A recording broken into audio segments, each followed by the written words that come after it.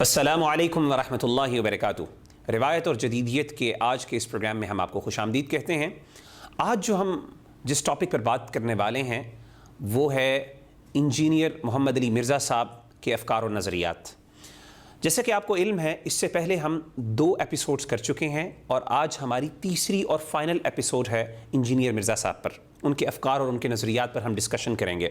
آپ کے سامنے ہم پہلے بھی یہ چیز رکھ چکے ہیں کہ اس سے متعلق جو ہمارے مہمان ڈاکٹر حافظ محمد زبیر صاحب ہیں، ان کی کتاب بھی اس کا ایک کتابچہ موجود ہے جس کا لنک آپ کے ساتھ شیئر کر دیا جائے گا۔ آپ ضرور اس کو پڑھیے اور اس سے مستفید ہوں اور دوسروں کے ساتھ بھی شیئر کریں۔ آج اسپیسیفکلی ہم جس ٹاپک پر ڈاکٹر صاحب سے بات کریں گے وہ 2 احادیث ہیں۔ ایک حدیث سفینہ ہے اور دوسری حدیث حذیفہ رضی اللہ تعالی عنہ ہے۔ تو سب سے پہلے ڈاکٹر حافظ محمد زبیر صاحب جو ہمارے اس پروگرام کے گیسٹ ہیں، ان سے میں حدیث سفینہ کے بارے میں ڈسکشن کروں گا۔ ڈاکٹر صاحب، حدیث سفینہ بہت معروف حدیث ہے۔ اللہ کے رسول صلی اللہ علیہ وسلم کے خادم تھے حضرت سفینہ رضی اللہ تعالی عنہ، اور جو معروف بات ان کے بارے میں یہ ہے، اور جو حدیث جو یہ بیان کرتے ہیں خلافت کے بارے میں، وہ کافی زیادہ محل نزاع ہے، اس پہ بہت سی ڈسکشنز بھی ہیں، ڈیبیٹس بھی ہیں، خاص طور پہ وہ تحریکیں جو خلافت کے لیے کام کر رہی ہیں، جدوجہد کر رہی ہیں، ان کی یہ حدیث بنیاد ہے۔ عام طور پہ اس کو بہت زیادہ کوٹ کیا جاتا ہے، اور ظاہر ہے جب محدثین کی طرف سے کوئی جرح ہوتی ہے تو یہ لوگ بہت ریاکشن میں بھی آ جاتے ہیں اس کے بارے میں۔ حدیث سفینہ رضی اللہ تعالیٰ عنہ جو غالباً امام احمد رحمہ اللہ نے اپنی مسند احمد میں بیان کی ہے، اور اس کے اندر انہوں نے اللہ کے رسول صلی اللہ علیہ وسلم، سیدنا سفینہ جو ہے وہ بیان کرتے ہیں کہ اللہ کے رسول صلی اللہ علیہ وسلم نے فرمایا کہ میری امت میں خلافت 30 سال رہے گی اور اس کے بعد پھر ملوکیت کا آغاز ہو جائے گا۔ اور اس کے بعد سیدنا سفینہ خود بیان کرتے ہیں کہ خلافت ابو بکر کا بیان کرتے ہیں، پھر خلافت عمر کی بات کرتے ہیں، پھر خلافت عثمان کی بات کرتے ہیں، پھر خلافت علی رضی اللہ تعالیٰ عنہ کی بات کرتے ہیں، اور اس کے بعد کہتے ہیں کہ یہ 30 سال پورے ہو گئے۔ یعنی ان ادر ورڈز خلافت یہاں تک ختم ہو گئی اور اس کے بعد اب ملوکیت کا آغاز ہوا، یعنی سیدنا امیر معاویہ رضی اللہ تعالیٰ عنہ سے ملوکیت کا آغاز ہوا۔ اور ظاہر ہے مرزا صاحب بھی اسی کو بیس بناتے ہوئے وہ حضرت امیر معاویہ رضی اللہ تعالیٰ عنہ کی جو کریڈیبلٹی ہے یا ان کے کردار پر بات کرتے ہیں کہ دیکھیں انہوں نے تو ملوکیت کا آغاز کیا، انہوں نے تو اللہ کے رسول کا جو منہج تھا، جس وے پہ، جس انداز پہ یا جس اسلوب پہ پولیٹکس ان کو چلانی چاہیے تھی، ان کے بجائے انہوں نے ایک علیاذ باللہ غلط انداز سے کیا، اور ظاہر ہے پھر وہ اس کے اندر ایک مزید پلس مائنس کرتے ہیں، ڈسکشن سٹارٹ ہو جاتی ہے۔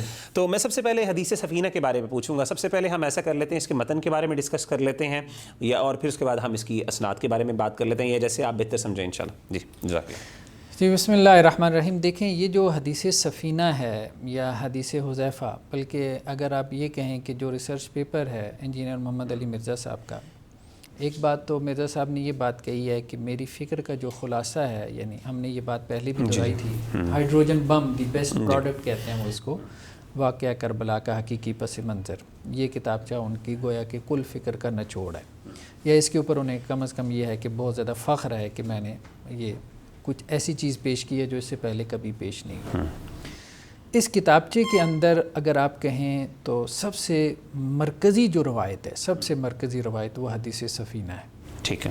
اگر حدیث سفینہ جو ہے اس کتابچے سے نکال دی جائے تو اس کتابچے کا سارا مقدمہ اڑ جاتا ہے۔ اچھا ٹھیک ہے۔ یعنی یہ واحد آپ کہیں کہ دی سہارا ہے اس پورے کتابچے کا۔ اس لیے حدیث سفینہ کے اوپر جو ہے نا وہ ہم نے بحث ذرا آخر میں رکھی تاکہ ہم تھوڑا سا اس پہ کھل کے گفتگو کریں۔ یہ حدیث کئی ایک حدیث کی کتابوں میں موجود ہے، جیسے مسند احمد کا متن آپ نے پیش کیا، اسی طرح سنن ابی داؤد میں بھی ہے۔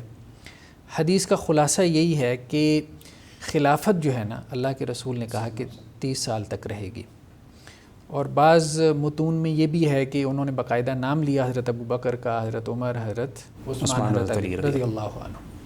یہ روایت بیسیکلی اس کو ایک راوی بیان کر رہا ہے جس کا نام ہے حشرج۔ ٹھیک ہے۔ حشرج نے یہ روایت بیان کی ہے سعید بن جمحان سے۔ ٹھیک ہے۔ اچھا، اب یہ جو روایت ہے اس کی سندیں بہت زیادہ ہیں۔ جب سندیں زیادہ ہوں تو پھر آپ مرکزی راوی تلاش کرتے ہیں، بالکل، جس سے یہ ساری آگے سندیں بن رہی ہوتی ہیں۔ تو اس روایت کا جو مرکزی راوی ہے، یعنی یہ روایت جہاں پہ بھی آپ کو ملے گی ایک کامن نریٹر ملے گا، ایک کامن نریٹر آپ کو ضرور ملے گا، وہ ہے سعید بن جمحان. سعید بن جمحان، ٹھیک ہے. تو حشرج نے یہ روایت بیان کی ہے سعید بن جمحان سے. سعید بن جمحان جو ہے یہ بیان کر رہا ہے سفینہ سے. ٹھیک ہے. حدیث سفینہ ہے. ٹھیک. سفینہ حضرت ام سلمہ کے آزاد کردہ غلام تھے رضی اللہ عنہ کے. اس اعتبار سے کہا جاتا ہے کہ وہ صحابی بھی ہیں. بعض نے یہ بھی کہا کہ رسول اللہ صلی اللہ علیہ وسلم کے آزاد کردہ غلام تھے. تو سفینہ سے سنی سعید بن جمحان نے، سعید بن جمحان سے آگے جو ہے وہ حشرج نے نقل کی. جی ٹھیک ہے. اب سین یہ ہے کہ کوئی بھی سند ایسی نہیں ہے کہ جس میں سعید بن جمحان موجود نہ ہو. مرکزی راوی تمام اسناد کے اندر، تمام اسناد کے اندر یہ جہاں پہ بھی آپ اس کی سند اٹھا کے دیکھ لیں گے وہاں پہ سعید بن جمحان، یعنی یہ راوی جو ہے یہ منفرد ہے. ٹھیک ہے، اس روایت کو بیان کرنے میں یہ راوی منفرد ہے. حشرج جو ہے اس کی ملاقات ہوئی سعید بن جمحان سے. یہ بات حشرج نے بیان کی ہے اور یہ بات مسند احمد میں نقل ہوئی ہے. ٹھیک ہے.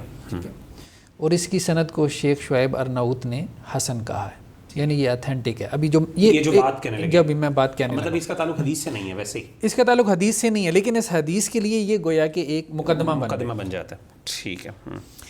مسند احمد میں یہ بات آئی ہے کہ حشرج کہتے ہیں کہ میں سعید بن جمحان سے ملا حج کے دنوں میں، اور میری ملاقات اس سے ہوئی وادی نخلا میں. یہ مطلب ٹیکسٹ کے الفاظ ہیں. لقیتہ ببطن نخلہ فی زمن الحجاج، حجاج کے زمانے میں. ٹھیک ہے، دیکھیں نا، اب ملاقات تو ثابت کرنی پڑے گی سند کے لیے. بالکل صحیح. راوی کا بیان یہ ہے کہ میں حجاج کے زمانے میں ملا. اس نے ایک تو ٹائم کا تعین کیا، دوسرا اس نے کہا وادی نخلا میں ملا. وادی نخلا معروف ہے، مکہ اور طائف کے درمیان جو وادی ہے جہاں رسول اللہ صلی اللہ علیہ وسلم جب وہ جنوں کی ایک جماعت حاضر ہوئی تھی، سب کو پتہ ہے. ٹھیک ہے، اس کی لوکیشن بھی معروف ہے. تو وادی نخلا میں اس کی ملاقات ہوئی اور حجاج کے زمانے میں ہوئی. تو اب حشرج کہتا ہے کہ میں سفینہ کے پاس 8 راتیں رہا. ٹھیک ہے. اور اس نے مجھ سے بہت ساری حدیثیں بیان کی جنہیں میں نے یاد کر لیا. پھر میں نے اس سے کہا تمہارا نام کیا ہے؟ تو وہ مجھے آگے سے کہتا ہے ما انا بمخبرک، ما انا بمخبرک، میں تجھے بتاؤں گا نہیں، اپنا نام نہیں بتاؤں گا. ہاں تجھے یہ بتا دیتا ہوں کہ سمانی رسول اللہ صلی اللہ علیہ وسلم سفینہ، اللہ کے رسول مجھے سفینہ کہتے تھے، یعنی یہ میرا لقب ہے. اچھا یہ جملہ بھی یاد اچھا ایک منٹ، تھوڑی سی میں مس کر گیا ہوں. یعنی حشرج کی ملاقات ہوئی سعید بن جمحان سے، اور جمحان سعید بن جمحان آگے یہ روایت کرتے ہیں ٹھیک ہے کہ میری ملاقات سفینہ سے ہوئی، میری ملاقات اور سفینہ سے وادی نخلا میں اور حجاج بن یوسف کے وقت میں. ہاں حجاج بن یوسف. ٹھیک ہے. اور سعید بن جمحان نے ہی سوال کیا تھا سفینہ سے کہ تمہارا نام کیا ہے. ٹھیک ہے. جب اس نے بتایا نا میں سمجھ ہوں، تو سفینہ نے کہا کہ میں تجھے اپنا نام نہیں بتلاؤں گا، مجھے اللہ کے رسول صلی اللہ علیہ وسلم نے سفینہ کا لقب دیا. اب جب ہم تاریخ کی کتابیں اٹھا کے دیکھتے ہیں، ٹھیک ہے، آپ حدیث کو آپ اس کی اتھینٹسٹی چیک کرنے کے لیے ذرا آؤٹ سورس میں جائیں نا، کیونکہ اب یہ حدیث تھوڑا سا وہ ہو گئی ہے، اس کے بارے میں ڈیبیٹ پیدا ہو گئی ہے. ہمارے پاس جو سیکنڈری سورس ہے وہ ہے تاریخ کی کتابیں. ہسٹری میں آپ تاریخ کی کوئی بھی کتاب اٹھا کے دیکھ لیں تو وہ کتابیں یہ کہتی ہیں کہ عبد الملک بن مروان اس نے حجاج بن یوسف کو گورنر بنایا حجاز کا. ٹھیک ہے. 73 سے 75 کے درمیان، صدی ہجری.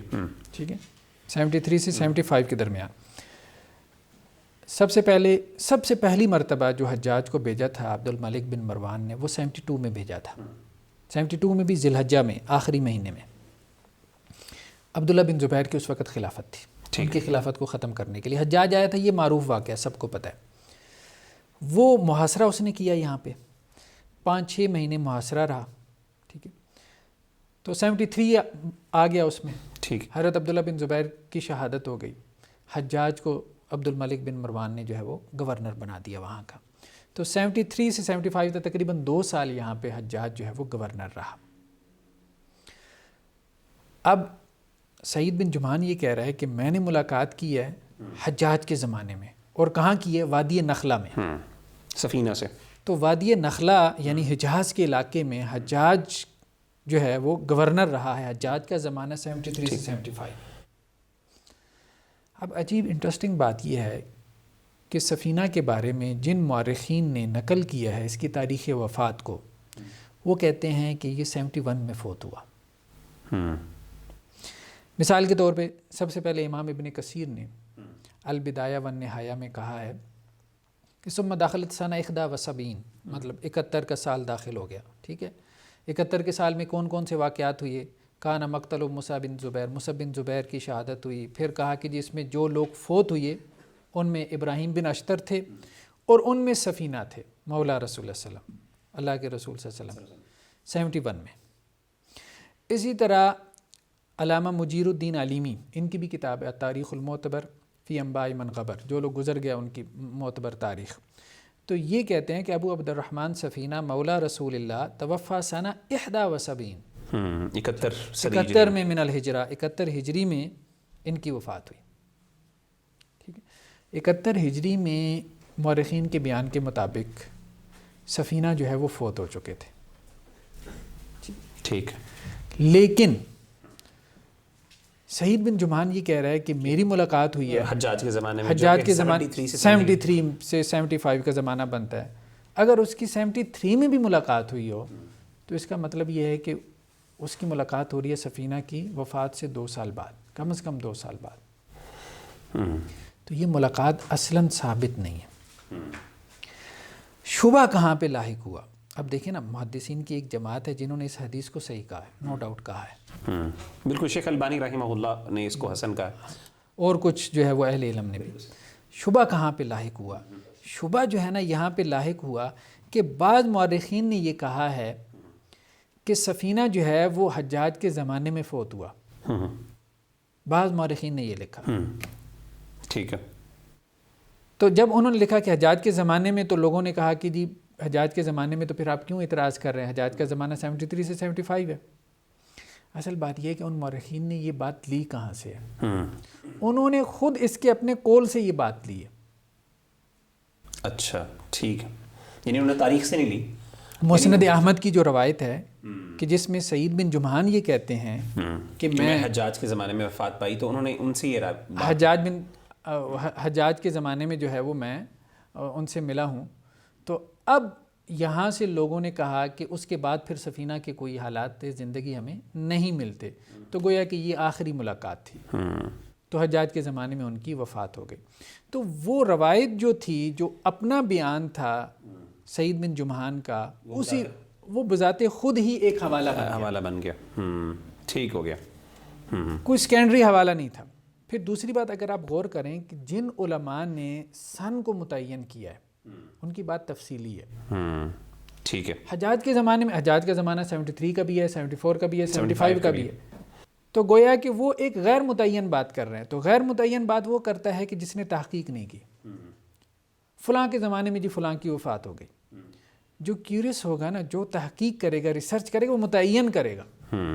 تو 71 والوں نے متعین کیا اس کو کہ کس سن میں اس کی وفات ہوئی، تو اس لیے ان کا قول زیادہ معتبر ہے بجائے اس کے کہ جو لوگ ایک عمومی بات کر رہے ہیں کہ حجاج کے زمانے میں، اور پھر سورس بھی نہیں بیان کر رہے کہ کہاں سے لیا، صرف ایک ہی سورس ہے ہمارے پاس، اور وہی سعید بن جمحان کی روایت مسند احمد کی۔ تو اس لیے اگر ہمیں ترجیح دینی پڑے، اب 2 اقوال تو آ گئے نا، ایک 71 کا اقوال آ گیا، ایک حجاج کے زمانے کا اقوال آ گیا، تو ہم اسی قول کو ترجیح دیں گے کہ جس میں تفصیل ہے۔ 71 کے قول میں تفصیل ہے، بالکل ٹھیک ہے۔ یعنی ان ادر ورڈس آپ کے یعنی پھر اس کا مطلب ہے کہ جو سعید بن جمحان کی جو اپنی بات ہے، وہ جو مسند احمد کی ہی قول ہے، بذات خود پھر وہ کوسچنیبل ہو گیا کہ وہ والی بات پھر اس کی مطلب اتنی درست نہیں ہے، کیونکہ ہم ریلائی کریں گے ان کی بات پر، ایون دو اسکالرز نے اس کو حسن درجے کی بات کی۔ اب سوال یہ پیدا ہوتا ہے کہ سعید بن جمحان کیا جھوٹ بول رہے ہیں کہ اس کی کس سے ملاقات ہوئی ہے؟ دیکھیں، 2 احتمالات ہیں۔ ایک احتمال تو یہ ہے کہ سعید بن جمحان جو ہے وہ اپنی بات میں جھوٹا ہو، میں اس احتمال کی طرف نہیں جاتا۔ اس کی وجہ یہ ہے کہ بڑے ائمہ نے سعید بن جمحان کی توثیق کی ہے، ٹھیک ہے، جیسے مثال کے طور پہ امام احمد نے، امام ابو داؤد نے، یحییٰ بن معین نے کہا ہے کہ یہ ثقہ راوی ہے، ٹھیک۔ لیکن امام ابو حاتم رازی نے یا بعض دوسرے ائمہ نے کچھ باتیں کی ہیں جو قابل غور ہیں. جیسے امام ابو حاتم رازی یہ کہتے ہیں کہ یکتب حدیثہ ولا یحتج بھی، اس کی حدیث لکھی جائے گی لیکن قابل احتجاج نہیں ہے. یہ بھی ثقاہت کا ایک درجہ ہے. ٹھیک ہے. لیکن یہ ثقاہت کا ایسا درجہ ہے کہ جس میں راوی کی روایت جو ہے نا وہ کسی مرکزی دعوے کے طور پہ قابل قبول نہیں ہوتی، ایکسیپٹیبل نہیں مطابعت کے طور پہ مطابعت یا شواہد جسے کہتے ہیں، تابع اور شاہد کے طور پہ آپ اس کو لے لیتے ہیں. یعنی سپورٹنگ مٹیریل کا کام دے جاتی ہے، سیکنڈری ایویڈنس ہے، لیکن وہ پرائمری ایویڈنس نہیں بنتی.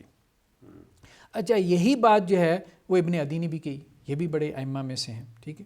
وارجو انہ لا بأس بہ، مطلب مجھے امید ہے کہ یہ وہی ثقاہت کا وہی درجہ ہے کہ جس میں راوی کی روایت جو ہے وہ گویا کہ ایکسیپٹڈ تو ہوتی ہے لیکن سیکنڈری ایویڈنس کے طور پہ. اسی طرح امام نسائی نے بھی یہی بات کی، لیس بہ باس. ٹھیک ہے. اسی طرح امام بخاری نے بھی ایک بات کہی ہے کہ فی حدیثی غرائب، اس کی حدیثیں جو ہے وہ عجیب و غریب قسم کی ہیں. تو قاعدہ یہ ہے محدثین کا کہ جب کسی راوی کے بارے میں ایسے کمنٹس آ جائیں تو اگر وہ اپنی روایت میں منفرد ہونا تو اس کی روایت آپ قبول نہیں کریں گے. وہ یہ بات آ گئی کہ ہم احتیاطی پہلو کو اپناتے ہوئے اس کی روایت کو قبول نہیں کریں گے. مجھے جو لگتا ہے جو بات سمجھ میں آتی ہے وہ یہ ہے کہ سعید بن جمحان کو واقعتاً میں کوئی صاحب ملے جن کے پاس یہ رہے 8 دن، لیکن یہ صاحب تھے بھولے سیدھے سادے. وہ صاحب جو کہہ رہے تھے کہ میں سفینہ ہوں، اور انہوں نے جو ان کو حدیثیں سنائی ہیں، یہ جو امام بخاری بھی کہہ رہے ہیں نا کہ ان کی حدیثیں عجیب و غریب ہیں، انہوں نے جو ان کو حدیثیں سنائی ہیں نا وہ صاحب بیسیکلی سفینہ نہیں تھے. دیکھیں نا سعید بن جمحان کے پاس مثال کے طور پہ کیا ایویڈنس ہے کہ جس سے ان کی ملاقات ہو رہی ہے وہ سفینہ ہے؟ ظاہر ہے وہ شخص خود ہے جو اپنا نام بھی نہیں بتا رہا، اپنا نام بھی چھپا رہا ہے وہ. تو ہم یہ نہیں کہہ رہے کہ سعید بن جمحان اپنی بات میں جھوٹا ہے، آپ اس کو سکہ مان بھی لیں. سکہ ماننے کے باوجود یہ ثابت کرنا مشکل ہو جاتا ہے کہ جس سے اس کی ملاقات ہوئی ہے وہ سفینہ ہی ہے. صحیح. کیونکہ اس کے پاس کوئی ایسی ایویڈنس نہیں ہے کہ وہ یہ ثابت کر سکے کہ یہ واقعی وہی شخص ہے کہ نا، جبکہ وہ اپنا نام بھی چھپا رہا ہے. اور پھر یہ جو زمانہ ہے وہ کہہ رہا ہے زمان الحجاج، حضرت عبداللہ بن زبیر کی شہادت ہوئی ہے، لوگ حجاج کے خلاف، بنو امیہ کے خلاف تپے پڑے. صحیح. کتنی قتل و غارت ہوئی ہوگی، آپ اس وقت اس پورے پولیٹیکل سیناریو کو سامنے رکھیں. اب ایسے میں عین ممکن ہے کہ کوئی صاحب بنو امیہ پہ غصہ نکالنے کے لیے ساری روایتیں جو ہے وہ گھڑ کے بنا کے لوگوں کو آگے سنا دیں، بیان کر دیں. اور یہ ہوا ہے. وضع حدیث کا جو فتنہ ہے حدیثیں گھڑنے کا، آپ اس کا مطالعہ کریں تو اس میں جو فیکٹرز بیان کیے جاتے ہیں کہ حدیثیں کیوں گھڑی گئیں، ان میں سے ایک پولیٹیکل فیکٹر ہے. بالکل صحیح. تو یہ بالکل بعید نہیں ہے کہ وہ صاحب جو ان سے ملے ہیں وہ ایک ایسے صاحب تھے کہ جو حقیقت میں سفینہ نہیں تھے. سفینہ ہیں لیکن وہ سفینہ نہیں. یعنی خلاصہ آپ کا یہ ہے کہ بہرحال علماء نے توثیق کی ہے، ہمیں راوی سے زیادہ راوی کی شاید پرسپشن کے اوپر کوسچن اٹھا رہے ہیں کہ ان کو شاید وہ جو بیان کر رہے ہیں ان میں شاید ان سے کوئی، یعنی جو ان کے سامنے آگے بندہ تھا ہم اس پہ رلائی نہیں کر سکتے جس سے انہوں نے وہ سنی ہے بات، جو اپنے آپ کو سفینہ کہہ رہا ہے. اور اگین وہی والی آپ کی بات ہے کہ بہرحال چیز کوسچنیبل ہے، یعنی اس پر ایک کوسچن اٹھ گیا، ایک سوال اٹھ گیا، کیونکہ اختلاف تو پایا جا رہا ہے، ایسا نہیں ہے. تو میرا خیال ہے کہ اس کو کسی پرائمری ایویڈنس کے طور پر یوز کرنا کسی بھی بڑے آبجیکٹ کے بارے میں، کسی بڑے دعوے کے بارے میں وہ کوسچنیبل ہے. ہم سارے ایگری کر سکتے ہیں اس بات پر.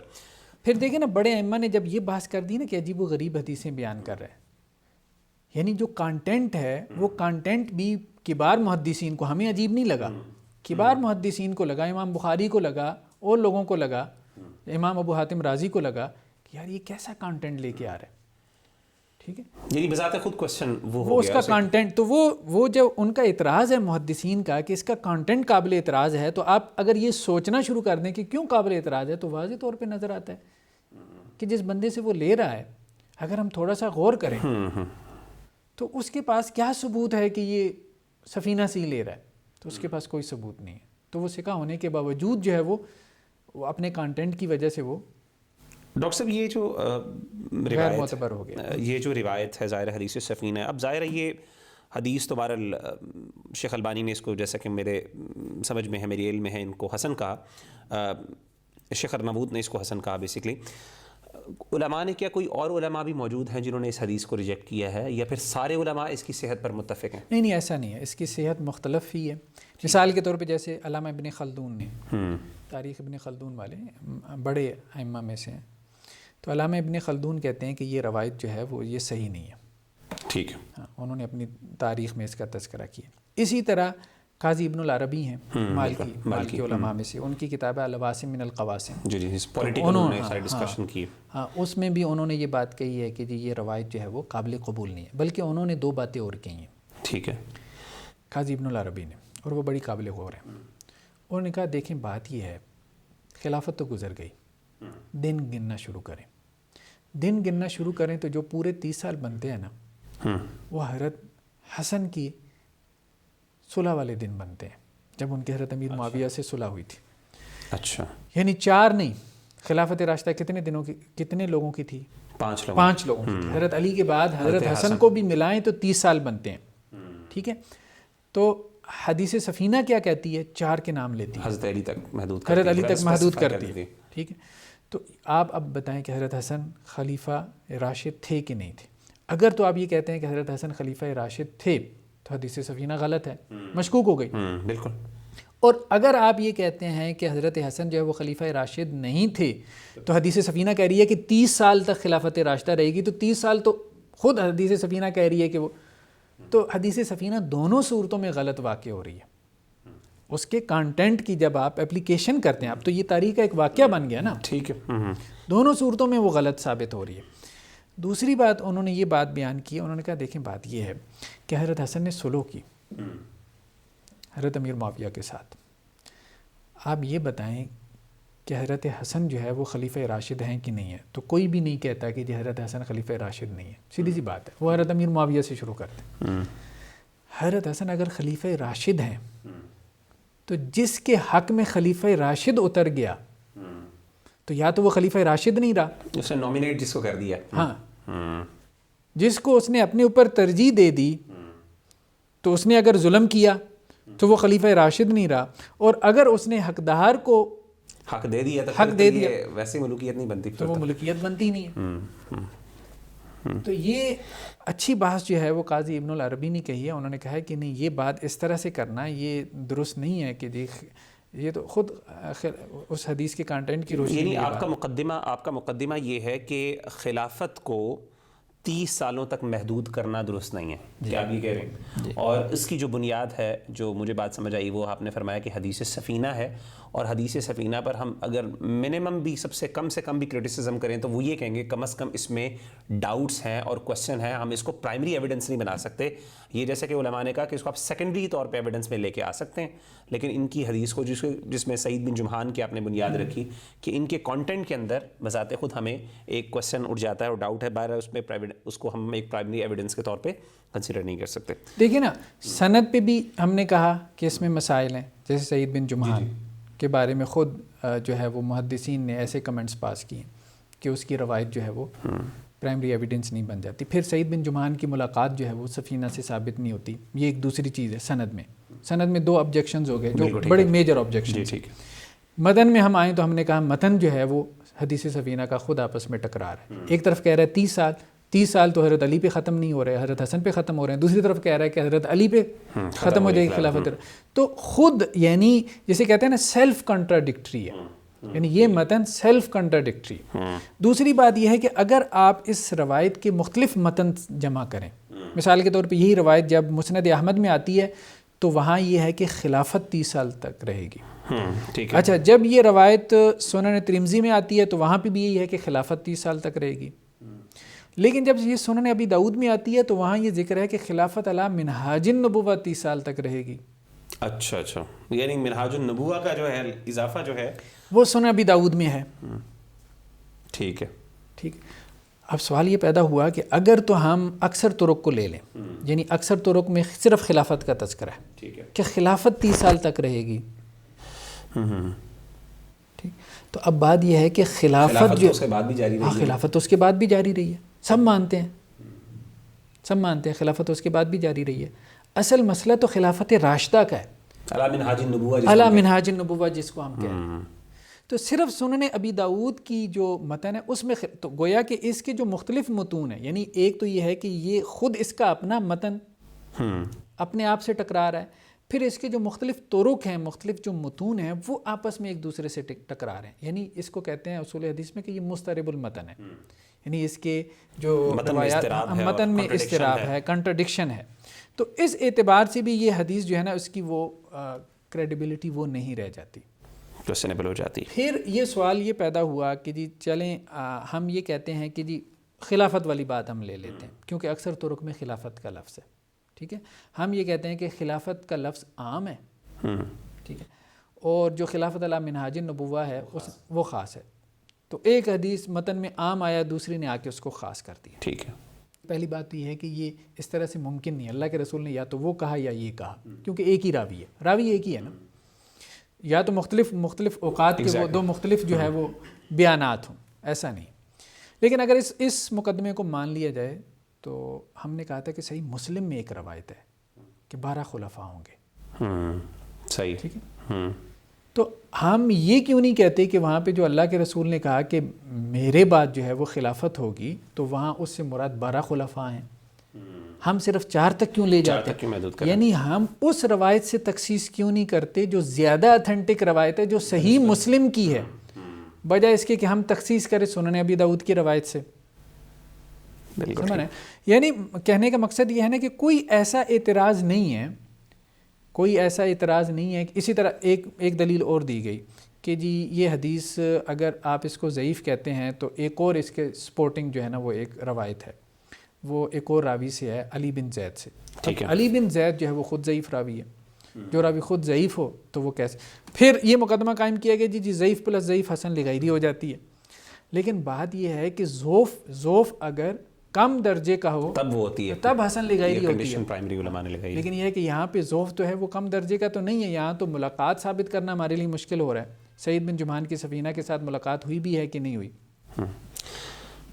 ڈاکٹر صاحب اس کے اندر یعنی اس ساری ڈسکشن میں میرا سوال یہ ہے، مطلب آبویسلی ہم اس کانٹیکسٹ پہ بات کر رہے ہیں کہ انجینئر مرزا صاحب جو ہے ان کا، میرا سوال یہ کہ انجینئر مرزا صاحب کا پوائنٹ یا انہوں نے کیا یہ سندی بحث بھی، سند کی بحث بھی کی ہے کیونکہ ان کا مقدمہ اس حدیث پہ قائم ہے، یا انہوں نے کیونکہ جہاں تک مجھے ان کی تھوڑی سی ویڈیوز دیکھنے کا موقع ملا، کچھ ان کے بارے میں کچھ سننے کا یا پڑھنے کا موقع ملا، وہ یہی تھا کہ ان کا کہنا یہ کہ دیکھیں اتنے بڑے بڑے محدثین نے، اور امام ابن تیمیہ رحمہ اللہ کا نام بھی لیا کہ انہوں نے بھی اس حدیث پر اعتماد کیا اور بڑے بڑے علماء نے اعتماد کیا. سوال یہ ہے کہ کیا ان کا مقدمہ کہاں تک ہے، کیا ان کی ڈسکشن اور وہ ساری بھی ان چیزوں کو محیط ہے، یا انہوں نے صرف یہ کہہ دیا کہ فلاں عالم نے اس کو سمجھا ہے تو بس صحیح ہو گیا؟ نہیں، دیکھیں انجینئر محمد علی مرزا صاحب نے تو میں نے بتایا نا کہ وہ اس طرح کے ریسرچر تو ہیں نہیں نا. ٹھیک ہے، وہ تو صرف یہ کہتے ہیں کہ جی فلاں نے صحیح کہہ دیا. اگر کسی اور کی تحقیق اس کے خلاف ہوتی ہے تو اس کو نقل بھی نہیں کرتے، اور اگر ان سے پوچھا جائے تو کہتے ہیں کہ جی فلاں ویڈیو لیکچر میں نے بیان کر دی، تو یہ تحقیق بھی فلاں ویڈیو لیکچر میں بیان کر دیتے. مطلب جو ان سوالوں کے جواب نہیں دیے جو آپ نے اٹھائے. نہیں، بالکل سوالوں کے جواب نہیں دیے. ٹھیک. تو کہنے کا مقصد یہ ہے کہ جب آپ نے تحقیق کرنی ہے تو آپ تمام سوالات کو آپ ایڈریس کریں، ان کے جوابات دیں، پھر آپ کہیں کہ جی میں اس نتیجے تک پہنچا ہوں. ٹھیک ہے. اس کے ساتھ ساتھ ہم اگلی اپنی حدیث کی طرف جاتے ہیں، اور یہ حدیث میرا خیال ہے جو سیدنا حذیفہ رضی اللہ تعالی عنہ سے مروی ہے، وہ اس لیے بھی ضروری ہے کیونکہ عام طور پہ حدیث سفینہ کی مطابقت کے لیے اس حدیث کو پیش کیا جاتا ہے.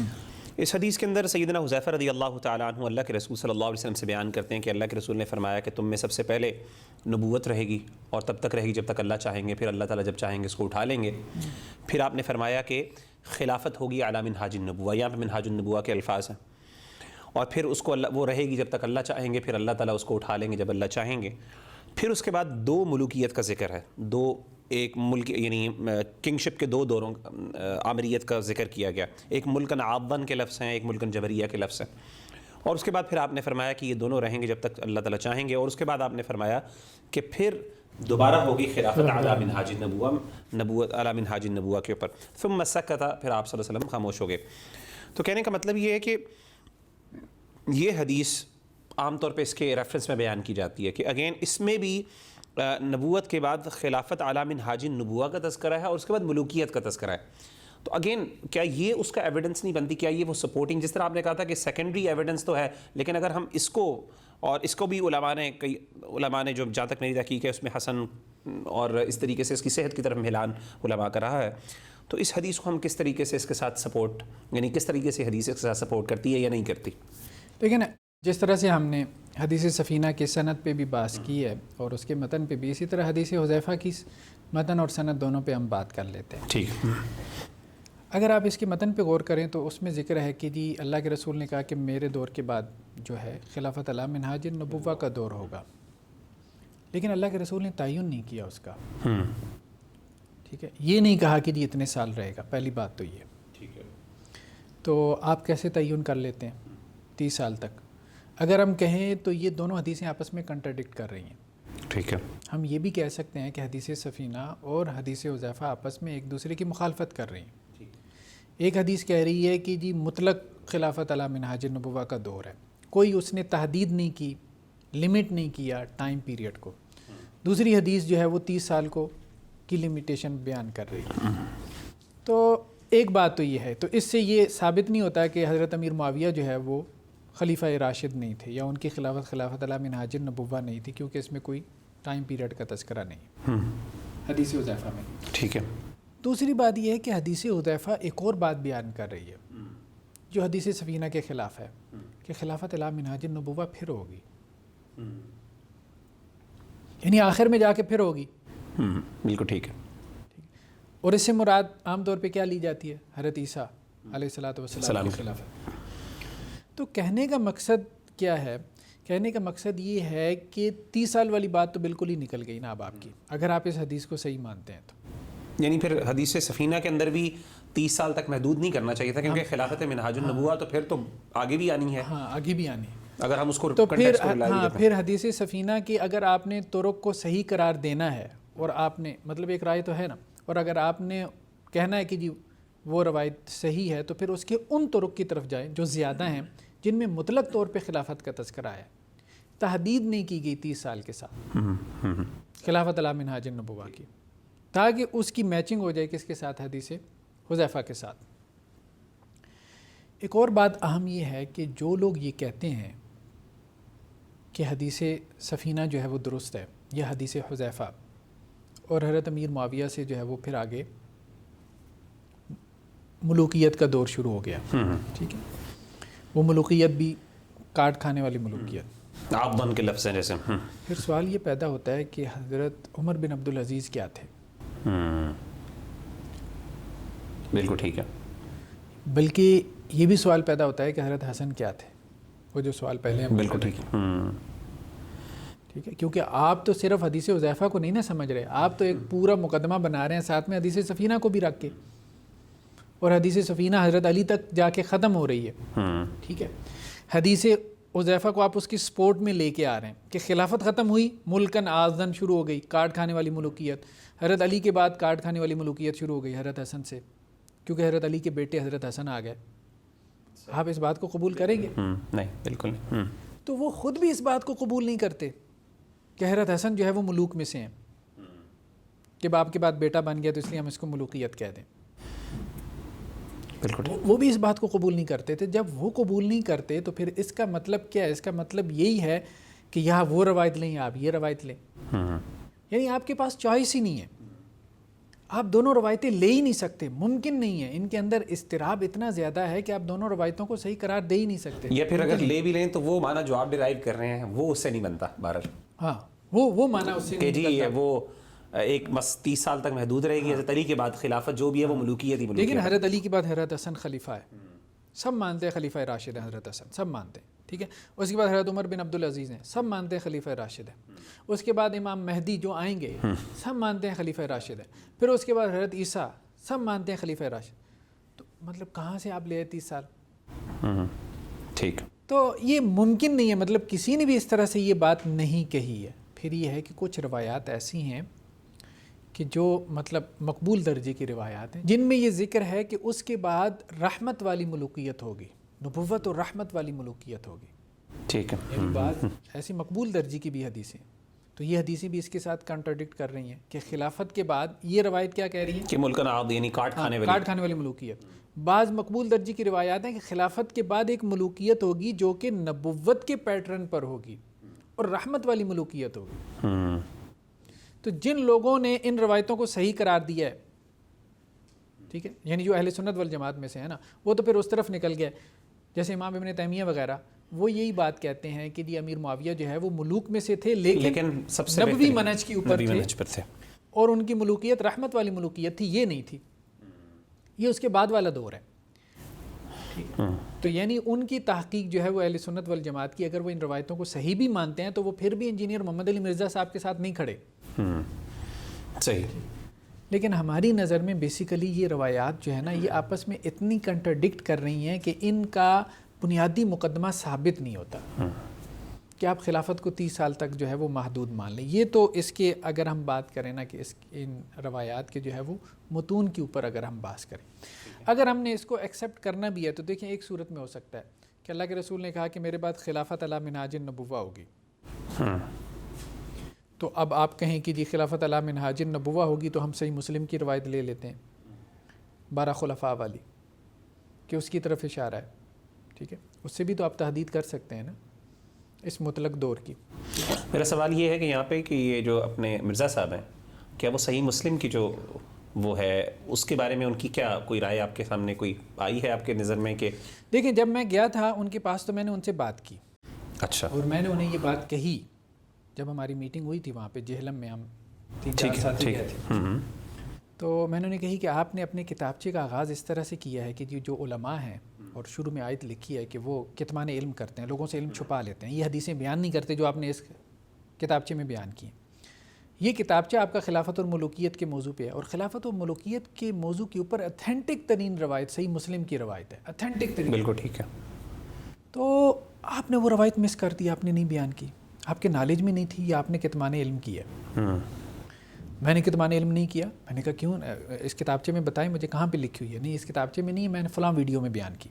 بات یہ تو کوئی جواب نہیں ہے کہ آپ نے وہ فلاں ویڈیو میں بیان کر دی. ظاہر ہے آپ کا جو آپ کے مقدمے کے خلاف جا رہی ہے, جو مقدمے کی بنیاد ہے جو ڈاکیومنٹ, اس کے اندر وہ پرائمری حدیث نہیں ہے, وہ پرائمری حدیث نہیں, اتھینٹک ترین. اور آپ وہ حدیثیں آپ نے ساری جمع کر دی ہیں جن کے بارے میں ڈیبیٹ ہے, جن کے اوپر آبجیکشن ہے, جن کے اوپر اعتراضات ہیں, یہ ڈیبیٹس جی جی, تو جن کے بارے میں جو حکم ہے وہ مختلف ہی ہے. تو جو ایگریڈ اپان جن کی اتھینٹسٹی ہے تو وہ حدیث آپ وہاں پہ نقل ہی نہیں کر رہے صحیح مسلم کی. تو گویا آپ کے اندر بھی کیا ہے, چور بیٹھا ہوا ہے. آپ نے بھی کتمان علم کیا ہے, آپ نے بھی حق بات کو چھپایا, ٹھیک ہے. آپ یہ والی حدیثیں وہاں ویڈیو میں بیان کر دیتے نا, یہ حدیث سفینہ, حدیث حذیفہ, اور صحیح مسلم والی یہاں پہ بیان کر دیتے, آپ کا ڈاکیومنٹ ہے, ہاں بیان کر دیتے. پھر ہم دیکھتے کہ کیسے آپ کا مقدمہ ثابت ہوتا ہے.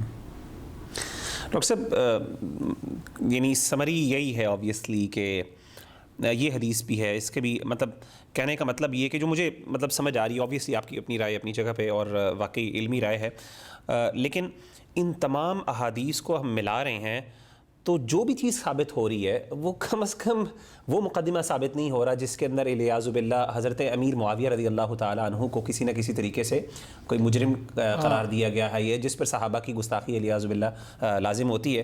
اس سے تو بنیادی طور پہ اگر آپ اس کو ایک خلاصہ نکالیں وہ یہی ہے کہ اللہ کے رسول صلی اللہ علیہ وسلم کے پاس خلافت رہے گی کچھ دیر, اپنے اس کے اندر منہاج النبوہ پر رہے گی, پھر کچھ وقت آئے گا جس پر ظلم اور جبریت اور جسے کہتے ہیں وہ ظلم و ستم بھی ہوگا, ملوکیت بھی آئے گی, لیکن پھر ایک وقت آئے گا اللہ تعالیٰ دوبارہ اس کو خلافت کی طرف لے کے. موٹی موٹا معنی ان تمام سے یہ ثابت ہوتا ہے آئی تھنک بغیر کسی تحدید کے. ایسے تو اس میں اب جو اس کے اگر ہم سند پر بحث کر لیں کہ اس کی جو اسی حدیث کی, کیونکہ ٹیکسٹ کے بارے میں تو آپ نے بڑی اچھے انداز سے بیان کر دیا کہ یہ حدیث سفینہ اور صحیح مسلم کی دوسری حدیثوں سے یہ تعارض میں آ رہا ہے اور اس میں کانٹرڈکشن ہو رہی ہے اور یہ وہ میننگ ڈیولپ نہیں ہو رہا جو یہ ثابت کرنا چاہ رہے ہیں.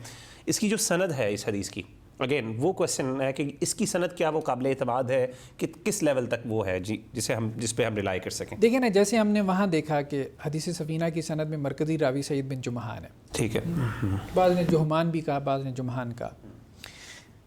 اس کی جتنے طرق ہیں نا ان میں مرکزی راوی داؤد بن ابراہیم ہے, ٹھیک ہے, حدیث حذیفہ میں مرکزی راوی داؤد بن ابراہیم ہے. یہ جو مسند ابی داؤد ہے ایک تو سنن ابی داؤد والے ابو داؤد ہیں، ایک ابو داؤد الطیالسی والے، ان کی مسند الطیالسی کہلاتی ہے، اس میں یہ روایت موجود ہے۔ بیسیکلی جن لوگوں نے کہا کہ یہ روایت صحیح ہے تو انہوں نے ابو داؤد، امام ابو داؤد کے بیان پہ اعتبار کیا۔ ٹھیک ہے۔ امام ابو داؤد جب یہ روایت بیان کرتے ہیں داؤد بن ابراہیم سے، تو وہ یہ کہتے ہیں وکان ثقۃ، وہ ثقہ راوی تھا۔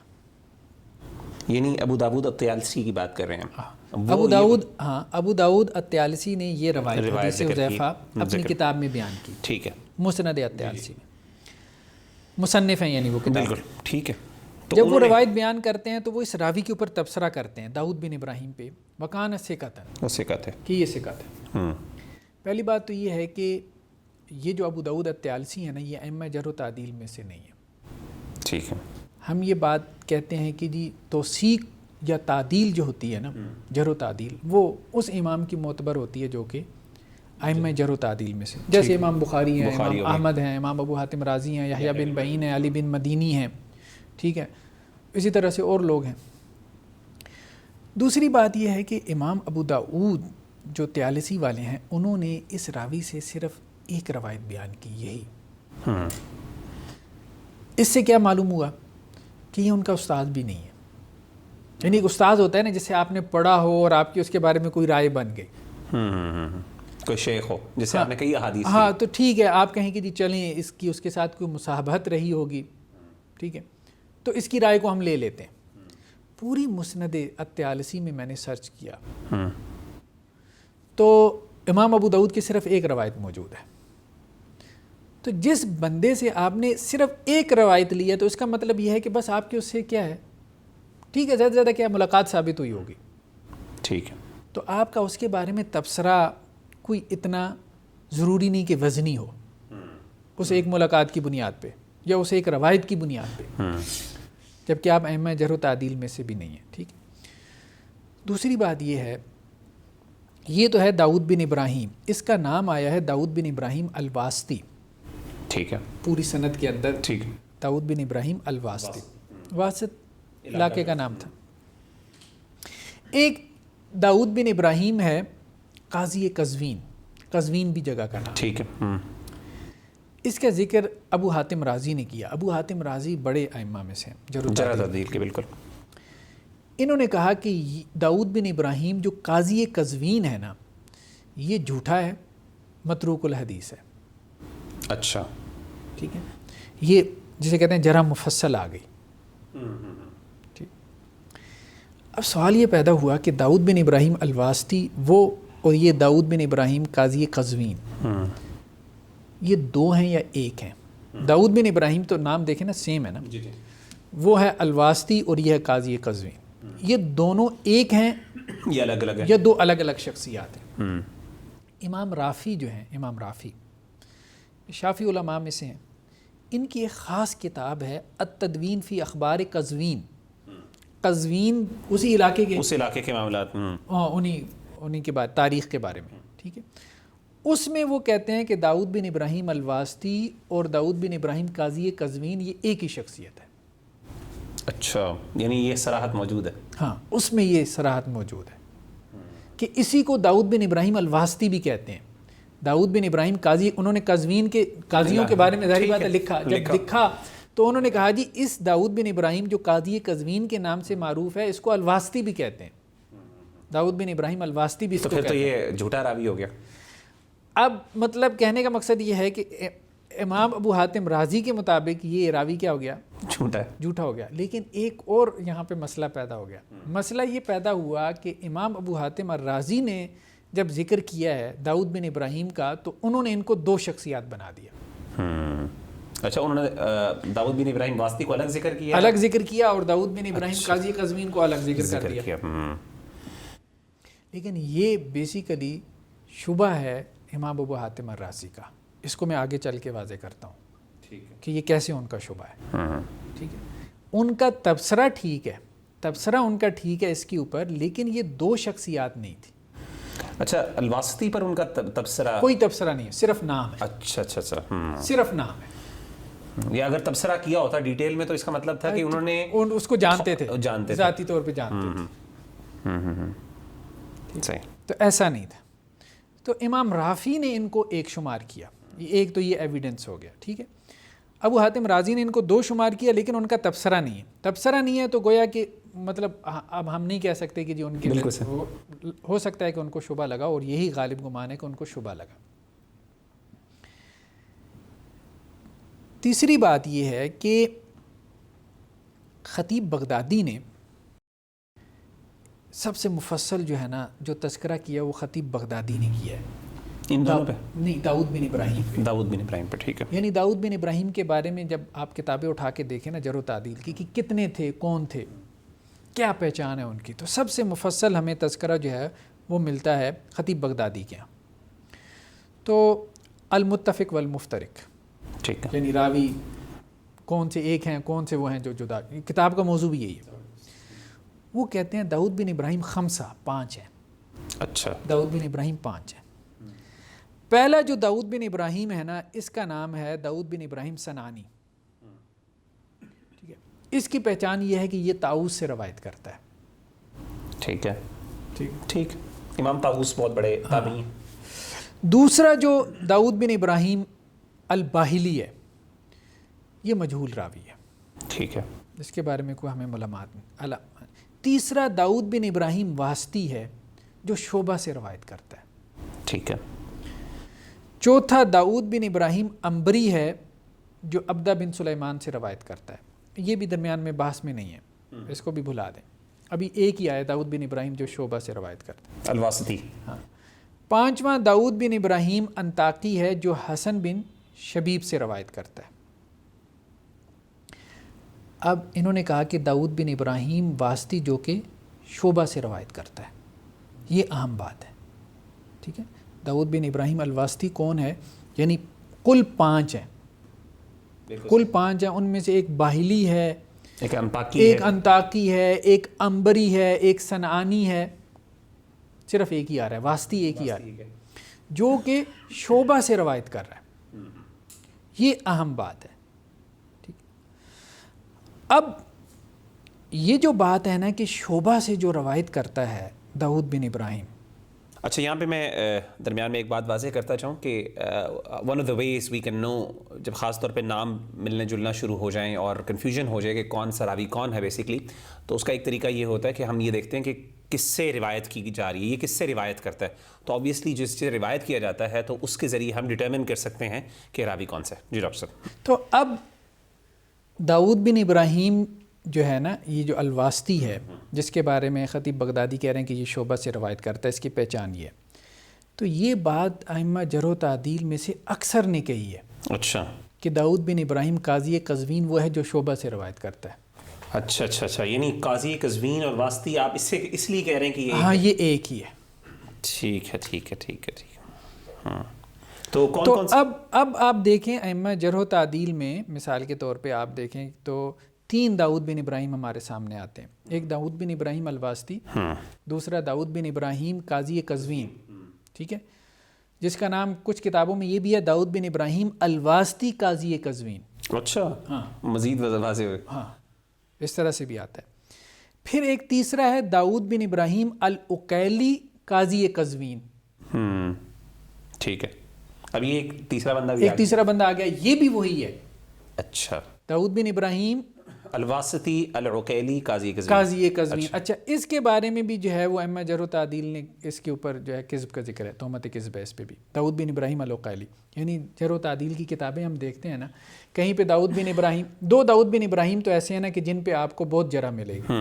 داؤد بن ابراہیم قاضی قزوین اور داؤد بن ابراہیم العقیلی. ٹھیک ہے, ان کے اوپر آپ کو بہت جرح و تعدیل ملے گی. ان دونوں کو علیحدہ شخصیات شمار نہیں کیا خطیب بغدادی نے, ان دونوں کو بلکہ کہا کہ یہ داؤد بن ابراہیم الواسطی ہے. ٹھیک ہو گیا. اور اسی طرح امام رافی نے بھی یہی کام کیا. یعنی تو آپ کا مقدمہ پورا، یعنی سوری آپ کا جو تھیسز ہے وہ یہ ہے کہ بیسکلی یہ جو راوی ہے جس سے روایت جو مینلی اس کا جو بنیادی داؤد بن ابراہیم جس پر مدار ہے اس پوری روایت کا، وہ مجروح راوی، وہ مجروح ہے، اس پر علماء نے بہت زیادہ کرٹیسزم کیا ہوا ہے. ہاں، اور تہمت کذب ہے اس کے اوپر، تہمت کذب ہے. ہاں، بعض جو ہے وہ ائمہ کو یہ غلط فہمی لاحق ہوئی کہ انہوں نے داؤد بن ابراہیم الواسطی کو الگ بندہ شمار کر لیا، حالانکہ وہ وہی تھا، حالانکہ انہوں نے ہی جرح کی ہے داؤد بن ابراہیم العقیلی پہ، اور انہوں نے ہی جرح کی ہے داؤد بن ابراہیم قاضی قزوین پہ. لیکن داؤد بن ابراہیم الواسطی کو جب وہ علیحدہ سے کوئی ایک پرسن شمار کرتے ہیں تو اس کے بارے میں کوئی تفصیل نہیں دیتے. تو اس کا مطلب یہ ہے کہ انہوں نے جسٹ مطلب کہیں پہ کوئی چیز شبہ لگا، میں لکھ دیتا ہوں، پتہ نہیں اس کے بارے میں کیا، اسی لیے اس کے بارے میں زیادہ انہوں نے کامنٹس نہیں پاس کیے. تو اس سے تو یہ پتہ چلا کہ اگر اس پہ تہمہ بالکذب یعنی تہمت کذب ہے، جھوٹ بولنے کا الزام ہے، تو اس پر تو تمام علماء محدثین کا اتفاق ہے کہ یہ کسی جگہ مطابقت کا کام نہیں دیتی. یہ روایت کسی بھی دوسری روایت کو اسٹرانگ، یہ تو بہت اسٹرانگ جرح ہے نا، بہت اسٹرانگ جرح ہے یہ. تو اس کا مطلب ہے کہ یہ روایت جو ہے کسی اعتبار سے اس کو سپورٹ نہیں کرتی، سپورٹنگ ایویڈنس کے طور پہ نہیں آ سکتی، ضعیف روایت ہے، مطلب بالاتفاق ضعیف روایت ہے. بالکل.